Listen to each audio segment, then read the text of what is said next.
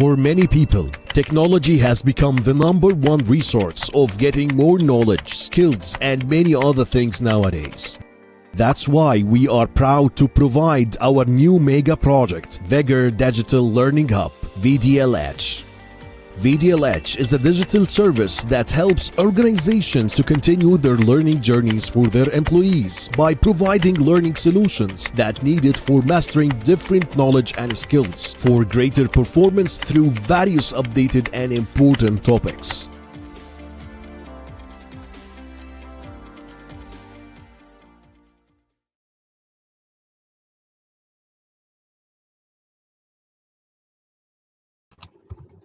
Hello everyone, and thank you so much for joining us. Please type yes in the chat box if you can hear us well.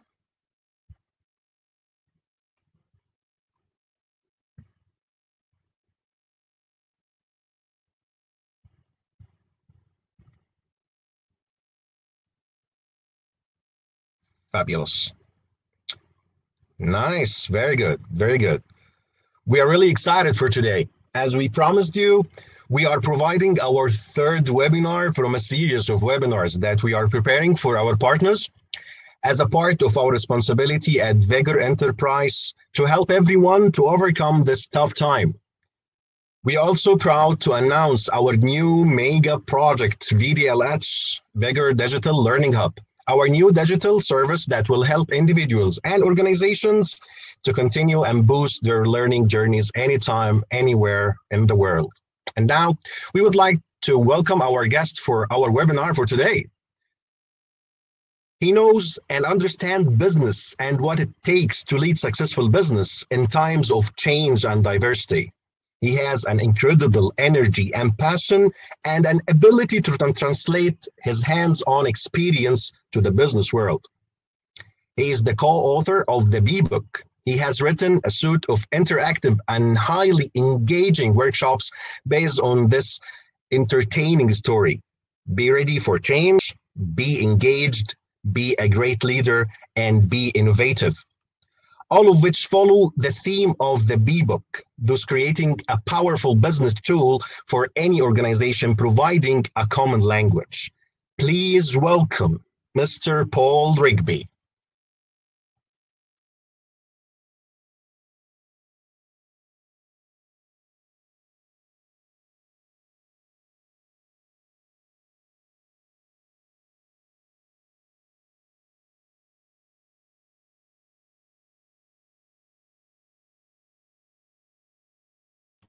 Mr. Paul, we cannot hear you. Can you please just double check the camera, the mic, please?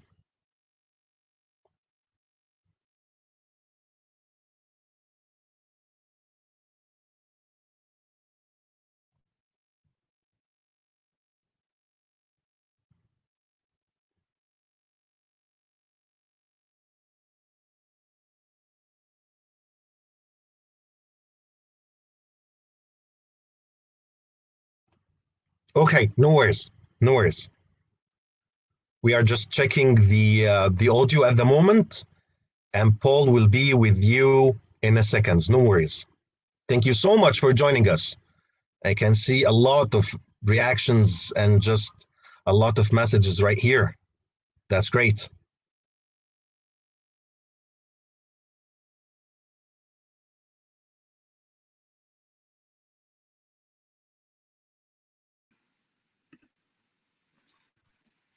I'm back. Can you hear me?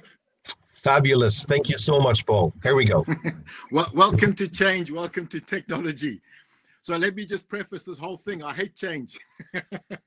Okay, folks. So I'm going to give you 5 tips on how to change and engage your teams.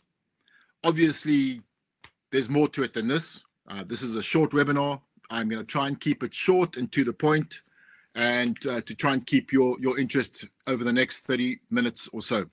So anytime you've got a question, please just send it down the chat line, and I'll do my best to answer it. But before we carry on, I think it's only right to say, you can see the slide for yourself, please stay at home. Please be safe. I'm really proud to say, in my little island of Guernsey, everybody has been adhering to the rules. Very few people are on the roads right now. Everybody is socially distancing at the shops. I have not been to the shops in 2 weeks. I'm quite enjoying this. We get our groceries delivered. The lady or gentleman just drops them on the stairs outside, and then off they go, and we go out and disinfect everything. I mean, it's a crazy world, but please stay at home. As they say, respect us, don't infect us. So please adhere to that. Right. Getting to know each other. Well, you're going to have to get to know me. I can't get to know. There's hundreds of people online at the moment. If you look on my LinkedIn and from my intro, you know I'm the co-author of the B-book. Enough said on that. It's really not about me today. It's about what we can do on this little webinar. So the objectives really are to increase the urgency and engage people. Now here's my thing. I don't know if you'd agree with me. Urgency is the foundation of change. Without urgency, no matter what change you wish to make, you're going to struggle. And here's my sort of my philosophy in life. If you want people to change, no matter what the change is, you need to engage them. So that's why I like to talk about increasing the urgency and then engaging the people, which I will move on to right now. So if you want people to do what you want them to do, you can tell them what to do, and they may listen because you happen to be the boss, but you will not get the changes that you wish. So my question I usually ask in workshops is, do we really need to change? Could you just quickly answer on the chat? I've got the chat on the right. Do you think we need to change? Now, often when I ask people this, everybody goes, yes, yes, yes. I wonder why you think we need to change. Have a look at this little cartoon. The one B is saying to the other ones, try these. And he's giving them some round wheels. No thanks, no thanks. We're too busy. You know, so I always say to people, is there a perfect time to change? Thanks for answering there. Quite a few of you have come through. I assume, Claire, that is you from Jersey, my little sister island across the channel. Welcome. A little poll. When is a good time to change? Could you please answer the poll? When is a good time to change? Tomorrow? Now? When we're ready? Yesterday? I mean, I put in a couple of funny ones there. So quite a few, 66, 64, it's moving up. Most of you are saying now. About 22% are saying when we're ready. You get those people. Yesterday. 5% of people are saying yesterday. And 3% tomorrow. Well, I guess it's a little bit of all of those. But really, what I'm really trying to get to here is, when is a good time to change? Now. You know, that's what I always like to say. Now. Now is a good time to change. And often in the workshops, people say, well, yesterday. Yeah, but now is a good time to change. I mean, I'm going to end the poll now. Let me just tell you quickly. Tomorrow, 3%. Now, 62%. When you're ready, roughly 27%. And then the rest, yesterday, roughly 5%. Yesterday was 5%. Yeah. Okay. Thank you very much for your participation. It's really tough. I know a lot of people watching today do these interactive workshops and interactive webinars. It's really tough to do these things, because when it's live, you can get the energy from the room. And basically now I'm getting the energy from a damn computer with a graph. I mean, times have changed. Eh? All right. So what I like to talk about are 3 steps of change: prepare, engage, implement. I'm only going to discuss briefly the green section today. Why green? Because green means go. You might say, well, implement, why red? Red is for danger. Because when you get to the implement phase, that's when most change fails. Unfortunately, we won't get there today. I'm going to go in with the prepare, and that's all about the urgency. So if you allow me, I'll continue. Now, you've heard this expression, think outside the box. Personally, I'm tired of that expression. It is a 1990s expression. So we have to adapt it and change it. So I'd like you, if you don't mind, write down what I want you to do is step outside the box and stay outside the box. So there's your tip for today. Stay outside the box. Now, why do I say that? Let's have a look at the next slide. You see, in your comfort zone, the magic doesn't happen. The magic happens when you step outside your comfort zone. As I'd like to say in the top left of that little slide there, a comfort zone is a beautiful place, but nothing grows there. Now, I'm not saying you should not go back to your comfort zone. I mean, I travel a lot. I'm sure a lot of you travel a lot as well. I like to come back to my little island, and I like to come back to my house. That's my comfort zone. But I'm always looking outside of my comfort zone. I'm really pleased to tell you that I've just finished writing a book, a new one, B-Book 2, all about digital business transformation. And that took me out of my comfort zone. Took me about a year to write, and I'm now in the edit phase and doing all the pictures as we speak. And it's really exciting. But I'm quite comfortable with change. But digital business transition, it's all about transformation, and it's a different type of change. So learning all that took me out of my comfort zone, but it's enhanced my learning process, and it's really invigorated me. A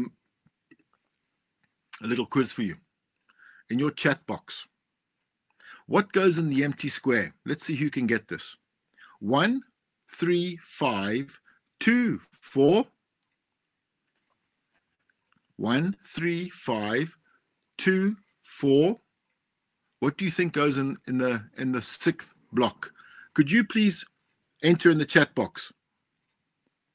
I see some people can't hear a thing. I'm not sure what to do about that. But anyway, yeah. I see some of you have seen this. I said 6. No, it's not 6. The answer is not 6. You see, what you need to do is you need to think outside the box. Some of you are saying 8. I need to take you back to school to do your maths. But that's not a bad one. So I guess 2 and 2 is 4, 4 and 4 is 8. Quite a few of you getting this. I love it. I love it. Yep. Oh my goodness. The chat is going absolutely crazy. You see, now this is energizing me. How? This 3, Rashid, it's not 3. I think some people are just going 1, 2, 3, 4, 5, 6, 4.5, Mohammed. I can see we need to do some hard maths. Okay. All right. So I'll show you the answer. Are you ready? You can stop doing the chat now. Yeah, some of you got it. The answer is R. Now you might say, hey, how did you get to R? Well, there it is. For those of you who drive, could you put my my picture up in the top left? For those of you who drive a manual car, there it is on the gear stick. R for reverse. But you see, once again, you have to think outside the box, because if everybody thinks the same, no one thinks very different. So this is what we need to do with change. And this is how we need to get the urgency up, is by thinking differently, really. That's what it's all about. So allow me to tell you this little story about the elephant, the rider, and the path. Now, the elephant, as you can see in the picture here, and you can see Buzz the bee from the bee book on the elephant. The rider is the rational, and the elephant is the emotional. And the little sign there, I don't know if you can pick it up on your screen, is to blueberry honey. That's the direction. So basically what I like to tell people is, if you're making a decision, a lot of it is based on emotions. And if the elephant wants to go left and the rider wants to go right, which way would we go? Do you want to enter that on the chat quickly? If the elephant wants to go left and the bee, the rider, wants to go right, which way would we go? Left or right? And notice the size difference to give you a clue. So could you just enter that in your chat? If the elephant wants to go left and the bee, the rider, wants to go right, which way do you think we would go? Okay. Thank you, Wafa, Zuki, Marwa, Anissa, thank you. Marwa, nowhere. No, I think we'd go somewhere. Okay. Right. I see a lot of you are getting it. Okay, so while you're entering those, look at the size. The bee is a small little creature. The elephant is massive. We will always end up going where the elephant wants to go, assuming we're not damaging the elephant with sticks and poles. I'm just talking about if we were just sitting on an elephant. Why is that? All right, thanks. If you can stop that now. You're making me dizzy. That's going crazy on the side of the screen here. The elephant's way. Absolutely. Because you can see the elephant is quite big. So that's the same as emotions. Typically, not always, but typically in business, we make decisions based on emotions. And this is why change often fails, because we're very good at talking to the rider, but we're not often good at talking to the elephant. So let's explore this a little bit further. And I brought up the hand washing conundrum. Now, obviously with coronavirus, things have changed dramatically. But before coronavirus, you would think that doctors and nurses would wash their hands on a regular basis. I mean, after all, they studied for years. And you'd think, you know, why would I have to tell doctors and nurses to wash their hands? But here's the thing. Many doctors have to see, say, 10 patients an hour. And what they do in the stress of trying to get to different patients, they forget to wash their hands. So if you think about it, why there's such a lot of deaths in hospitals is because of the germs that come from our hands. And that's why you've seen now with coronavirus, everybody's saying, please, you know, wear masks and wash your hands. So what we did, and this is actually what happened at a client of ours in the USA, we said we need to direct the rider. So I know that doctors and nurses have been taught this, but you still need to give them clarity and show them the rational reason why they need to wash their hands. They'll get it because they've studied it, and they'll feel a bit guilty. Then you need to give them a desire to wash their hands. And in the doctor's case, it's quite easy. You save lives. You took an oath to save lives. So the same thing applies in business. Give clarity and then give desire. Why do you need people to change? And then make it easy for them. As I call it, shape the path or remove the obstacles that are in the way of progress. Just by the by, seeing a couple people are still having problems. Shadon cannot hear. So if the guys in the background could try and fix up some of the problems there. I'm not sure why some people can't hear. Anyway, so you've got clarity, desire, ease. If I can take that a step further, you've got to direct the rider. And that's pretty simple. That's the logical, rational approach. I think you all get that. Then what you've got to do is you've got to motivate the elephant. Give me a desire. It must come from the heart. If change doesn't come from the heart, you're going to struggle to make change work. So motivate the elephant. And then shape the path. As I like to say, give a clear direction. Your job is the CHRO, the Chief Hurdle Removal Officer. You know, the hurdles are the little things that the jumpers jump over. So your job is to remove the hurdles, the obstacles that are getting in the way of progress. So you shape the path. So it's all very well to say, we'll follow the elephant, but we need to shape where the elephant's going and give the elephant a path. So what we're saying is direct the rider, motivate the elephant, shape the path. Rational, emotional, and direction. And if any of you are in sales, oh, by the way, we're all in sales because we're all selling something.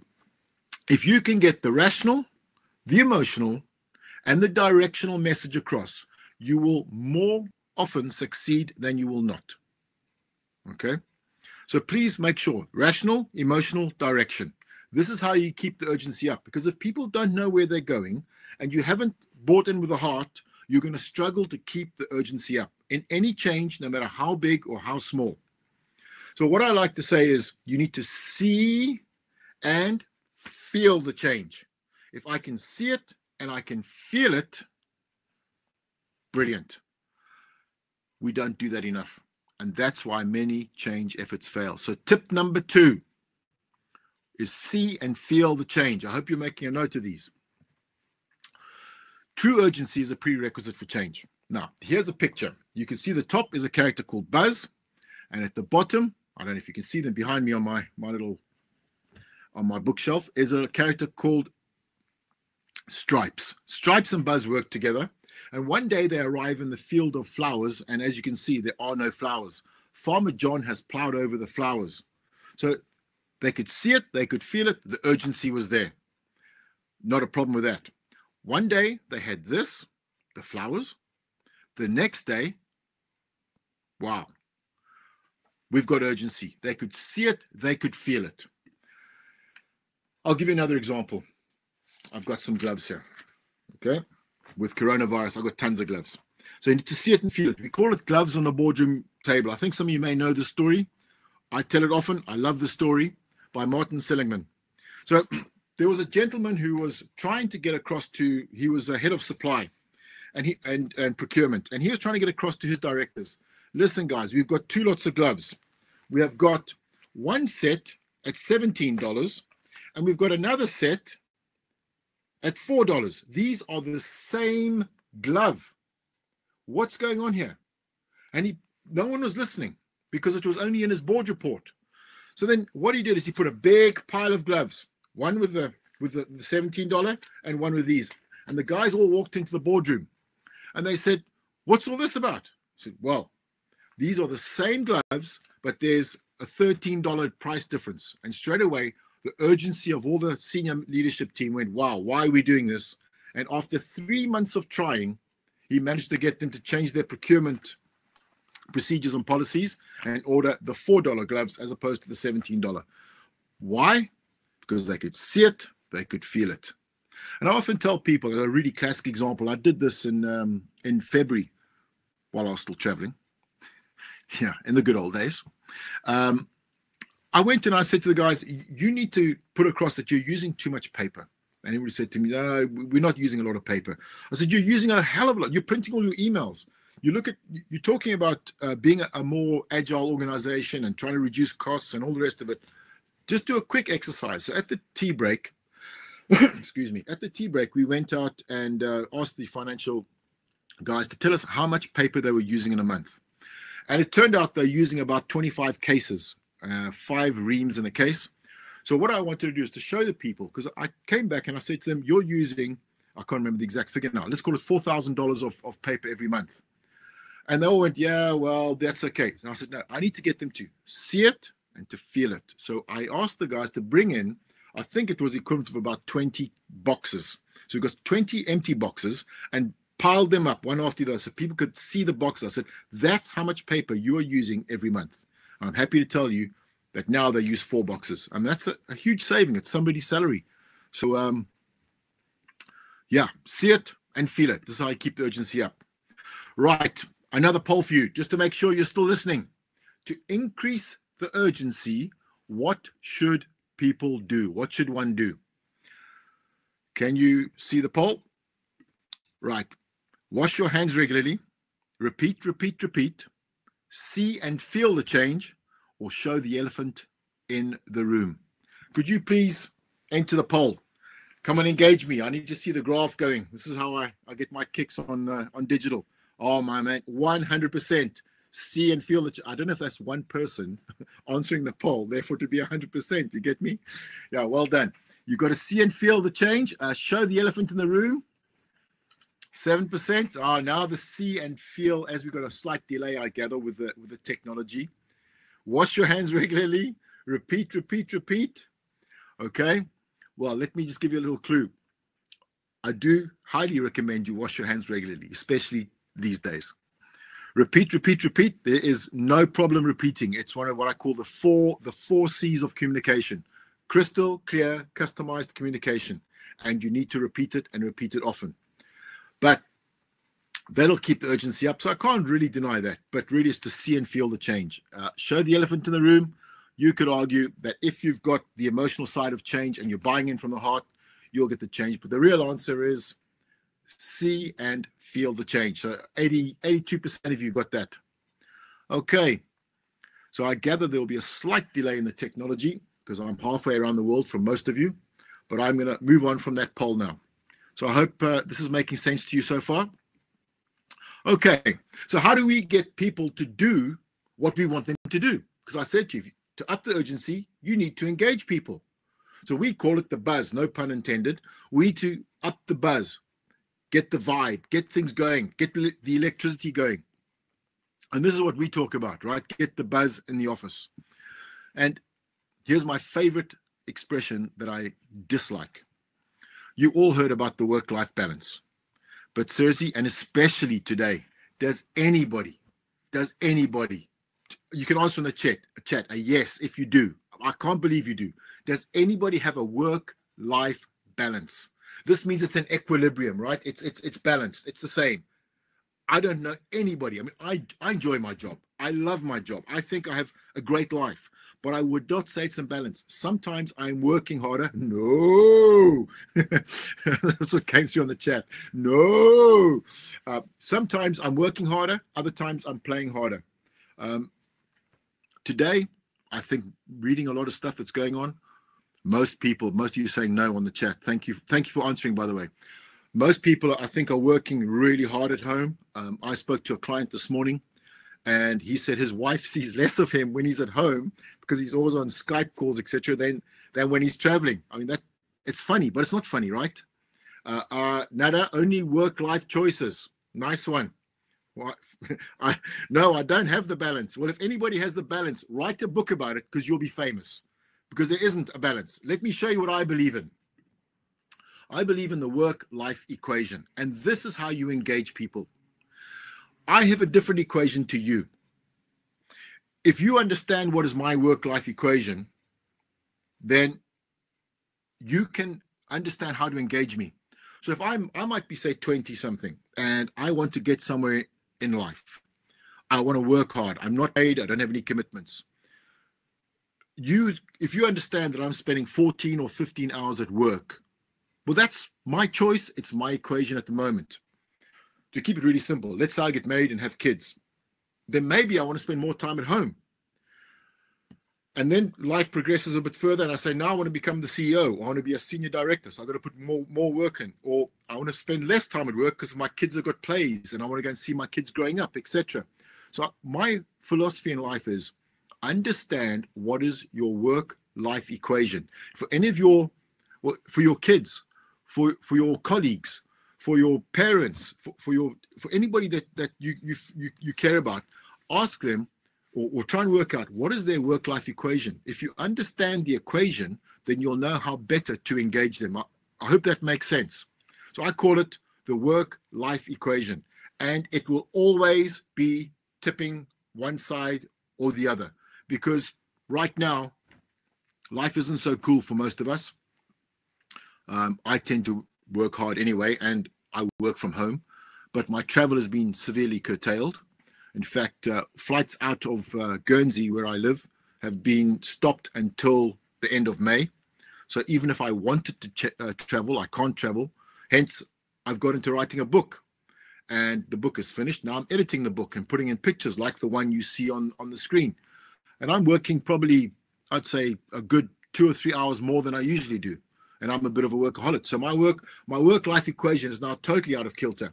And I'm doing it to stop myself getting stressed, because this coronavirus stuff is stressing me out. I can't go out. I can't walk around.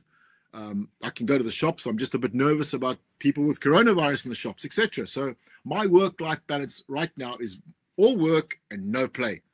I think all of you would agree. Sick of Netflix, right? Okay.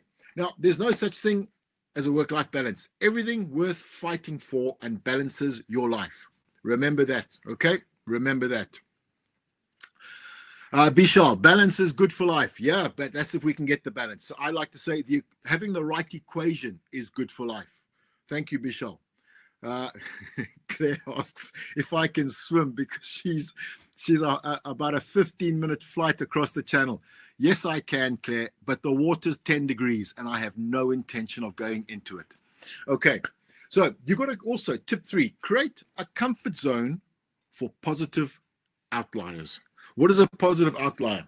It's somebody who goes above and beyond. And if you don't have the positive outliers, in my Be Engaged workshop, I talk about a boat. And in the boat, there's the forward section, the middle section, and the back section. These are the guys trying to sink your boat. These are what I call the hidden 39, the sleepwalkers. These people are doing just enough not to get fired. And the people on the front of your boat, they are the 20% that are giving you the 80%. You need to focus on them first and engage them first, because if you don't engage the people at the front of the boat and they leave, look at what you're left with. So those are the positive outliers. Okay. Right. So create a comfort zone for them. Don't make them feel crazy. Like, why, if it's me, why is Paul always coming in with a smile on his face? Create a comfort zone for me, so I feel that I can express myself and I can go above and beyond. I once had a job, and it was actually my first job out of university. And my boss said to me, we need to have a chat. Now, I was a young guy, pretty aggressive, wanted to get somewhere. And he said to me, you're working too hard. You're making the rest of us look stupid. I went, really? Are you serious? He said, go home at 5 o'clock. I lasted another week in the company. I resigned. And from there, my career took off, and I'm happy to say. But, you know, you've got to create a comfort zone for positive outliers. I'd like to think I'm a positive outlier. Here's another thing about engagement. Your return on engagement will increase your return on investment. I'm sure you'd all agree. As I'm talking, please enter the chat and tell me, Rajesh, yes, absolutely. Thank you. I mean, it's pretty obvious, right? And I often say to people, when I'm doing a workshop, they say, what's the return on investment on this workshop? I say, well, that's up to you, my friend. You're the customer. I'm the catalyst. It's up to you whether you take the learnings and implement them. So you tell me what your return on investment is. But I think we'd all agree, engaged employees produce better results. So how do you engage them? We've done the first one, is you look after the positive outliers. Yeah. Okay. So just moving on. How else do you engage employees? It's what I call a moment of elevation. So let me give you an example. When I'm delivering a workshop, typically I will start and there'll be posters around the room, similar stuff to what you can see behind me here, just to make it different. People walk in and there's stuff on the tables and they go, wow, what's going on here? And then I have a competition and I give out little bees. And we run a competition. For those of you who've been on my workshops, you'll know what I'm talking about. And so we give a competition, and throughout the couple of days, the table that wins, I give them a whole lot of fluffy toys. Some people might say it's a bit childish, but it works. It works. I've done this in over 52 countries, senior level, the lower level, you name it, it works. And it's just a bit of fun. Fun is good. It releases dopamine. And then what I do is sometimes I break what I call the social script. The social script, I'll explain in more detail in a minute, but it's more like sort of the culture. When you come into a training room, typically, or even on a situation like this, I would like to have more videos, but it's a short session.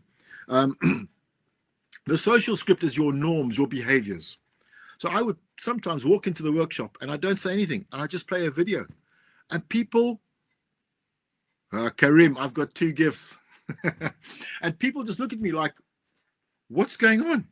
And I just play this video. Then I ask questions afterwards. Then I introduce myself. The whole point of doing this is to break the social, break the norms. So boost the sensory perception, whatever it is, in your office, even at home. Some people are dressing up with a collar and tie on a Friday. They call it formal Fridays. People are putting things behind their Skype calls and things like that. Raise the stakes. Have a competition, whatever it is. Try and do these 3 things and have a moment of elevation. So a social script is an expectation of stereotypical behavior. It's how you would act when you're going to a wedding, how you act. Like right now, the social script has been broken. When I go to the shops, I've been twice, so I don't go, I've been twice. There, you keep social distancing. We are keeping 2 to 3 meters, and then you stand in the line and you wait your turn. That is now a new social script. It'll be very interesting to see what the social script is going to be after this virus is gone, and hopefully it goes soon. Will people be wearing masks? Will we all be wearing gloves? How will we get onto airplanes in future? What about taxis? Will we all carry a little sanitizer in our pockets? It's going to be very interesting to see the social script. Anyway, you need to understand the social script before you break it. But if you break the social script, you should break it to be more positive. So the other thing I talk about is these moments of elevation are a strategic surprise. Now, a simple thing like making your staff a cup of tea or coffee. That's how you engage people. So the tip 4 really is, as I call it, a strategic surprise or a moment of elevation. Now you can see at the bottom of the screen, there's a butler, and the butler is holding those little lollipops, and you can see that there's 94%. What happened is in Los Angeles, they did a review on TripAdvisor. And you would think the big hotel, I think you've heard of it, the Beverly Hilton, where all the stars go, you'd think that would get the most votes. But it was a 3-star hotel in downtown LA. They thought, why is this getting all these votes? We can't understand. What is happening? They had a guy dressed up there as a butler with his little dicky bow tie, and he was giving out lollipops. I'm sure you call them lollies or lollipops. They cost $0.01. But what do people remember? They remember the moment of elevation. They remember the strategic surprise. Allah, do you want a lollipop? I can see on the chat. So they'd give it to the kids. And the guy would talk in a nice British accent. I can't do it. But you'd say, would you like a lollipop? And the kids, they don't remember the hard beds. They don't remember maybe the breakfast was a little bit cold. They remember the lollipop. So I often like to tell my clients, what's your lollipop moment? Hope that makes sense to you. So create, the tip 4 is have a moment of surprise. I like to call it a strategic surprise because you've actually thought about it. And this is how you engage people. So moving on. The last thing is, the last tip is what you want, and you can see there's Stripes. Look at her beautiful eyes. You want to have people with what I call shining eyes. You want people to, these are people that want to be there, love being there, are happy doing extra work when it's needed. They radiate energy. They don't suck energy. I often say to people, are you a radiator or are you a drain? Do you suck energy or do you give energy? Typically in my sort of job, you've got to give energy. You can't be in a room going, hi, everybody, this is Paul Rigby, and today we're going to talk about change. Because that's what's going to happen, right? You've got to radiate energy. So you want people with shining eyes. So please make sure when you interview people, and when, for those of you in the audience that are in a similar industry to me, you've got to have shining eyes. You've got to do what you love. It's got to come from the heart. You've got to see it. You've got to feel it. You've got to have the urgency up. So please remember that. Otherwise, you'll end up, the other character in the book is a guy called Lead Bottom. Lead Bottom has got 20 years experience. 1 year, 20 times. And he does not like change. And as I've said there, he leaves his heart and his mind at the door.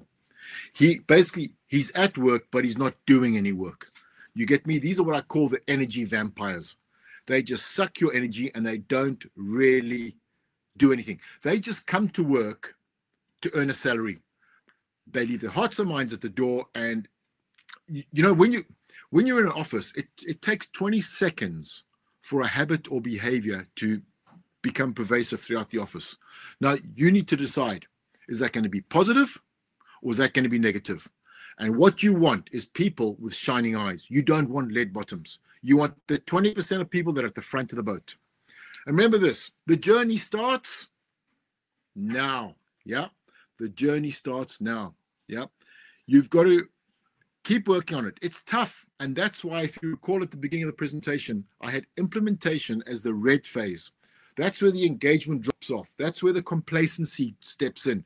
That's where the urgency drops, because, after all this change, we just get changed out and we've got other things to do and we never fully implement.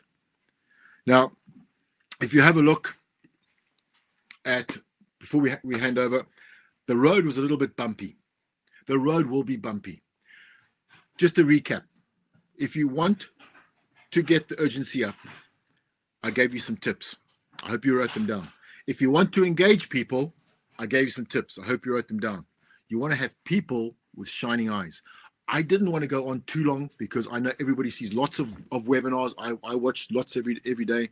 If there's any questions, Q&A that you'd like to ask me, please enter it in the chat and I'll be watching. And I'm going to hang around for about another 10 minutes. Hopefully you got some questions and hopefully I have the answers. I don't pretend to have all the answers. Thank you for joining on behalf of my colleagues in Kuwait. This is where this is being hosted.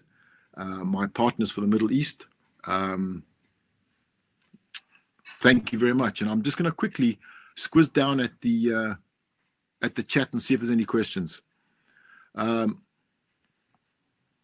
During the current circumstances, organizations have to take fast and tough decisions which affect individuals directly or indirectly.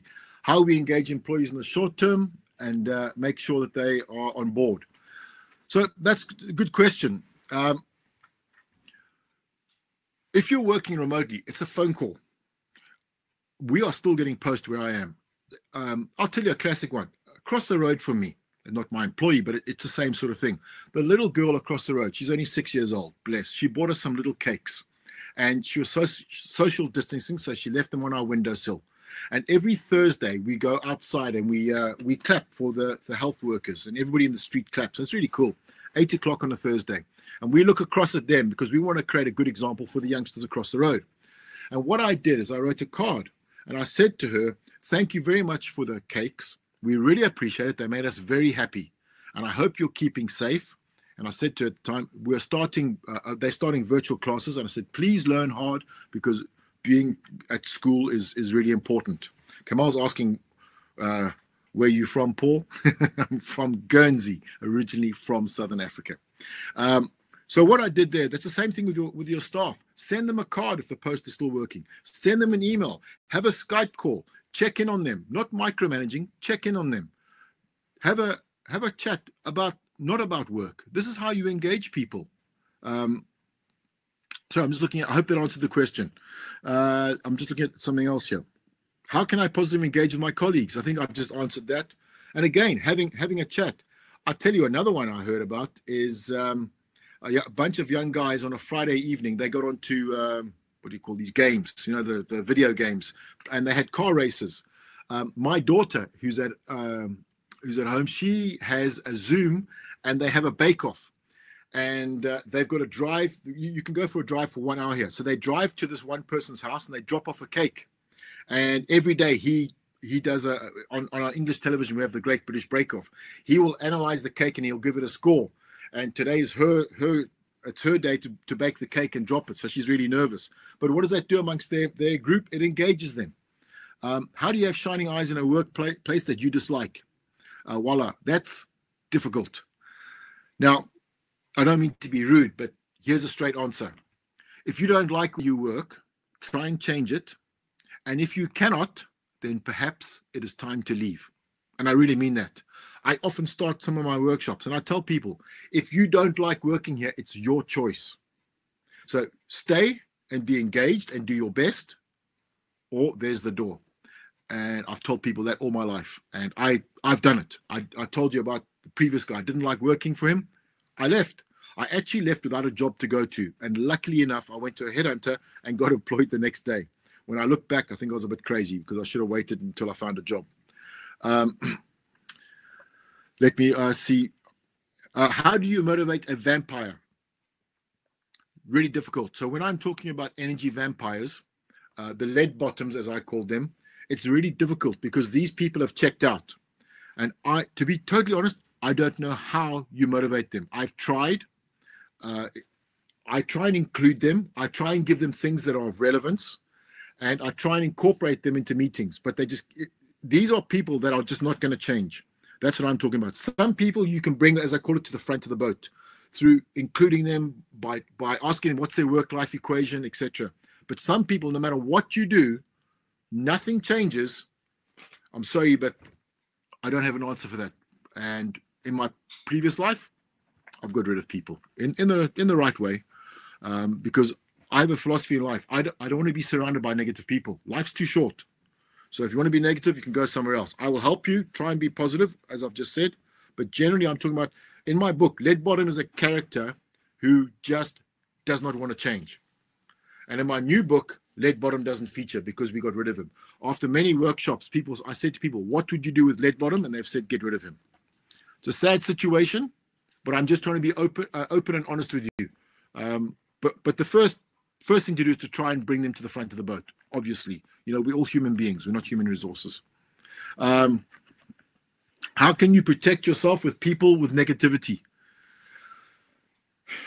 Don't mix with them. And if you have to, minimize it and try and mix with people that are more positive. Thanks, Paul. Keep buzzing. Thanks, Claire.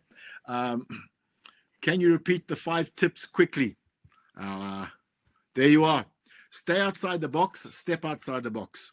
See and feel the change. Create a comfort zone for positive outliers. And I told you what positive outliers are. There's one of them. That's Queen Solar. She's an incredible leader. Have moments of elevation. I prefer to call them strategic surprises because you're thinking about them, and help employees have shining eyes. I'm just looking. Okay, I repeated the 5 tips. How do you engage change? How do you engage change with a culturally mixed environment? I do it all the time. And it's difficult, and you need to understand everybody's work-life equation and understand the cultures. Oh, by the way, for all the Muslims, happy halal. I know it's and happy. Excuse me. Oh, good. Hope I'm with coronavirus. let me just back to this. Each culture is different, but at the end of the day, we're all human beings. Treat people with respect. We are human beings, not human resources. I don't pretend to understand everybody's culture. Absolutely, I do not. But what you got to try and do is look at the cultures, treat people the way that's respectful to them. All of us come from different parts of the world, and I think if you do that, people will understand and respect what you're trying to do for them. It's a tough one, and I don't always get it right. I'll hold my hands up to it, but I always try and be respectful of everybody's culture and religion. I was going to say to you, happy Ramadan, because that's coming up soon. So I hope it all goes well for you guys. Right. Any other questions? Let's have a look. How do we prevent highly engaged employees, the 20%, from feeling burned out? Good one. Because you see, typically, the better you are, the more people give you. Have you ever noticed that? For you 20% people in the audience, and I hope it's all of you. How do you prevent people from getting burned out? You've got to manage their work-life equation. A classic example: the other day, I was online with a client, and I was in my advisory capacity, and I said to the person, "You need to take some leave." And he said, "No, I don't need to. We've got to get through this coronavirus." I said, "You need to take some leave. You need to just leave your phone alone for the weekend." So I'd say give them some space. And honestly, sometimes you might have to force it. When I was running my business and people were traveling a lot, I'd say to them, if you've traveled on a weekend, it's mandatory that you take off the Monday and the Tuesday, Western world Monday and Tuesday, because you need to spend time with your family. Don't come back on a Sunday night in the Western world and then go back to work on a Monday. You need to take your weekend. So you guys in the Middle East, when you get back into the routine of things, tell people, take off the Thursday, take off the Saturday, take off the Sunday. So that's another way of doing that. There you are. Happy Ramadan Day. That's it. Happy Ramadan. Yeah, I hope it all goes well. How I engage the poor staff, John. Well, I think we've covered that one. You've got to try. At the end of the day, you don't want to get rid of anybody. But if you've tried and people are not coming on board, you've got difficult decisions to make. That's why you're a leader. That's why you get paid the big bucks. Okay. I think we're sort of running out of time now. I hope that you've enjoyed the webinar. I hope that I've answered your questions as best I can. I don't pretend to have all the answers. I hope you got those 5 tips will help you moving forward. And here's another final tip. You could call it the 6th tip. Use it with your kids. If you've got kids, use it with your family. Help them have shining eyes as well. These are stressful times. We're stuck in our offices. We're stuck on calls like this where we're talking to a computer. Please lock your computer away. Take time for your families. That's how you get effective change, because happy home, happy at work. Thank you very much, and I wish you all the best. And I hope that in the near future, when we're all back face to face, I will see you in a live workshop. Thank you for everything. And thanks to Vigor Enterprise. Adios. Thank you so much, Paul. Paul, that was a great webinar. We appreciate your time and effort. Thank you. Thank you very much. Thank you. Here at Vigor Enterprise, as a strategic and exclusive partner for Mr. Paul Rigby, we would like to thank him and thank everyone for joining us today. Please make sure to fill in the survey that will be sent to you in your registered email so you can get a copy from the webinar summary. Thank you again from Vigor Enterprise and VDLH. Stay safe and see you soon. Cover up, wash your hands.